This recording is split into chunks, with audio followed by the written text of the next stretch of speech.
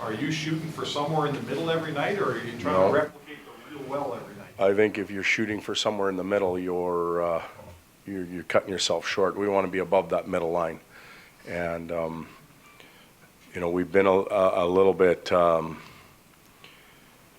I guess inconsistent would be a kind word, but we've certainly gone up and down since the All-Star break. Started out well and played good games, really good games, solid games, and then obviously fell off the map a little bit. And the falling off the map part for me was not the fact we lost the games. Of course, we want to win them, but the way we lost them and the input into them was disappointing. And then we recovered in New Jersey the other day, but still lost. And the thing with the New Jersey game is, yeah, it's great. We played hard and we competed. That's expected from you, night in and night out. When you put the jersey on, we shouldn't be talking about that after the game. That's expected night after night after night. Let's talk about what went wrong on the penalty kill, or how the power play didn't score, or what a great night somebody had, or a referee's call or something like that, but not our effort, not our input into the game, because that's a given. Connor was talking about some things that he was wanting to work on. Face-offs were one of them, some details in the defensive zone. What have you seen from him at his age, sort of willingness, want to pick up those small details that make a difference? Well, I think that makes a big difference in his game. Connor had a lot of practice time and work time on his own prior to returning. Since he's been back, we haven't had a lot of practice time. We've traveled a lot. Expectations for him as a young man are through the roof, because he had two tremendous games coming out of the break, and everybody thought he'd be 3-point night every night. It's not the way it works for any 19-year-old. You can go all the way back to Gretzky, Lemieux, Joe Thornton's days as a rookie. It's hard. It's a hard game to play, and I still think he's been an impact player in the game. He's been involved in most of our offense and scoring chances. The fact that he wants to and knows that he needs to work on certain areas of his game is a good sign. He's got very good self-evaluation skills, and he wants to get better. So, you said earlier in the year, sort of in his first maybe 5 or 6 games, you talked about him needing to maybe give himself permission to take charge a little bit, maybe command the puck. What have you seen in the time that he's been back in that regard? Is that there, or is some of that still to come? No, I think it's there. I think he's very comfortable in his environment now. He's been around the guys long enough. And twofold, the players also understand him better now too. They know what he can and can't do, and almost to the point maybe where you're trying to get him the puck too much at times. So it can go back and forth until we really settle in. I think it's a work in progress, but I think he's given himself permission a long time ago to be successful in the league. What are his strengths that he's watched? He's back. See, I told you. NHL players that when he loses a puck, he just gets it again. Yeah, his retrieval and stripping skills. He's got a great stick, good feet. Tenacity for the puck. He's successful with it, so he's going to go get it, and he does have those skills. Todd, Taylor talked about his line has been spending too much time in the D zone lately, and not much offensive zone time as they had earlier on. What are you seeing? What's the difference in that line, I guess, defensively than when they were rolling? Well, they are spending a little too much time. Face-offs for one. Lose the draw, play in your end, change, and rest is basically how it works. So start with a face-off, let's handle the puck, and let's get going.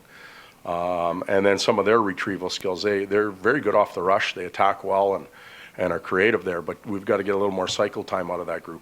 Holding on to pucks, wearing down the opponent, tiring out a group. We're a prime example. As we stay in our zone for extended periods, more mistakes are made because teams wear us down a little bit, and that can happen on the other side of the coin with that line as well. We're talking about effort and you having to address it. Is that where this team has missed a captain this season, where you could use a guy in that department and help in the leadership department? No, because we said at the beginning of the year that we would look for these moments when it wasn't. I think I used the weather analogy. When it got a little bit stormy and rainy, we were looking to see who would step up. And, when you look at the Islander game in particular, that we went off the rails on that night. It would be hard for one individual to stand up in that room and say, hey, guys, because of self-performance. That was a night where you had to look into the mirror individually first before you went after or talked about the team game or teammates. So, but I think right now we're getting a real good view as an organization, Peter, myself, the new coaching staff, even new teammates, as to who's going to step up and not only say but do things the right way when it's not as sunny out as it needs to be. Plans for Vissois. I'm sorry, I'll go here first. For Vissois, he's just not up here to sit, or is he up here? No, to play? LB earned the right to be up here. There's two reasons for LB being here. One, he's earned the right to be here. He's had a tremendous season in the minors, just coming off an all-star game, and two, Anders needs to get a little work in, and didn't foresee us giving him much of that net time that he needs here. So LB, there's a chance he'll get an opportunity to play. It'd be nice to see him play for us as a staff and see how he plays around this team and know what we have going forward. Game against your old team last Yeah, I remember that one quite well. It was first, second, and third star, I think, that night, wasn't he? Said he gave you a friendly call, excuse me, when he came to town. From where you stand, what do you think the job he's done with this new team so far? I think he's done a tremendous job. They are competitive every night. They've got a lot of structure. Babs is very accustomed to winning 40, 50 games, and it's hard for him and his staff to go in and not be at the top of the league or leading a division and getting ready for playoffs, talking about loading a team up. It's completely different for him. So you have to give him a ton of credit for buying into what the organization wants to do as well. So I think he's done a really good job, as I knew he would, obviously. Spending time with him, and he'll continue to forge on. They'll continue to formulate a plan and execute it, and he'll be a big part of it. What's it like, you're doing the same thing. You come from a program that won and you're trying to win here. What's it like at this point in the season, not looking forward to a trade deadline to add, not playoff bound? How's it different? It is different. The approach to individual players, like San Jose, Detroit with Mike, you're looking at what might be available around the league to put you over the top. And coaches are greedy. If you haven't figured that out, we want everything. Like, we're going to trade half our team and get Sidney Crosby and Taves and all those guys just for a couple fourth-line wingers. So we do that a lot. In this situation, as that deadline comes up and the situation we're in, we're thinking a little bit further down the road. And we're still far enough away from the deadline that we're really not into it yet as a coaching staff. We've talked about a plan and know what we want to do, but I think that will come up in the next few weeks. Todd, offensively, are you happy with the chances you're getting? You just need to finish more, or do you need to get more chances offensively? Well, Jekyll and Hyde. We've scored enough goals as a team to be in the playoff hunt.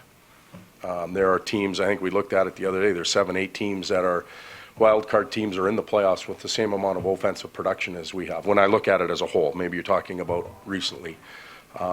Recently, we've gone from home runs to not even getting out of the batter's box as far as offense goes. In the last,